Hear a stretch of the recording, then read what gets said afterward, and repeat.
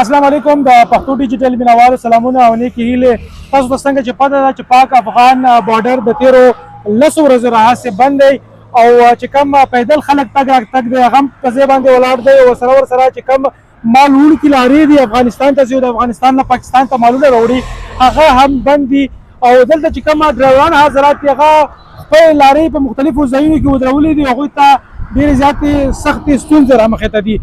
دلته موږ سره یو ډرایور ولاړ دی د هغوی نه معلومات کوو چې هغه د کوم مشکل سره مخ دي. تاسو ته څه مشکل دي دلته چې ولاړ یئ؟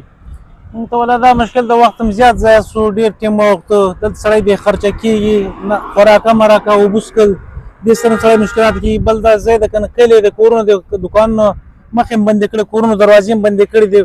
شرمېږو بې ځایه نه سو څملاستی او باید موږ کوشش وکړو چې باید نن دروازه خلاصه شي چې موږ دغه ځای نه ووځو. ښه ده دلته چې کوم تاجران دي هغوی مالونه لیږي زیات چې 10 ورځې داسې مالونه شته چې هغه 10 ورځې ودرېږي نو خامخا خرابېږي. هغوی ته څومره نقصان شوی دی یا کېږي؟ هغوی ته اضافه نقصان چې د کورونو خبرې دي خو هغه حساب موږ نه شو کولی ځکه چې خوند سبزیانې خرابېږي، فروټ دي، د بادرنګ دي، پیاز دي، هر څه هغه سیټ راځي، ټماټر دي او د دې سیټ نه هر څه ځي. خوراکه د دې سیټ نه هغه سیټ نه څه دي کې داسې څه حسابونه څه سیمنټ دي، څه خوراکي حسابونه دي، دا ټول ورته لانجې جوړېږي. خرابېږي خوند خرابېږي، دې خوند خرابېږي. ډرایوران ډېر مشکلاتو کې پراته دي، ډېر زیات مشکلاتو کې. څه غوښتنه لرئ د افغانستان او پاکستان حکومت نه؟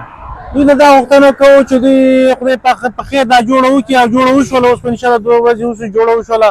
اوس خدای دې خیر کړي چې دا ګیټ کلاو شي او دا بیروبار ختم شي، ګاډي لاړ راشي او بس دا ډرایوران هر سړی په خپل ځای ته ورسېږي، راورسېږي، مالونه ورسوي.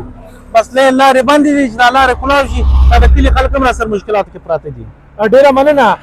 کتونکو تاسو وکتل چې دا هغه ورور ډرایور دی دلته د هغوی لارې د ډېر وخت نه ولاړه ده او ډېر زیات مشکل دی ورته.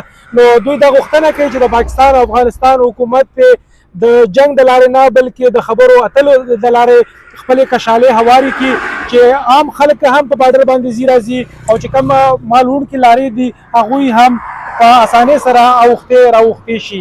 د پښتو ډیجیټل لپاره ذاکر الله، د الله په امان.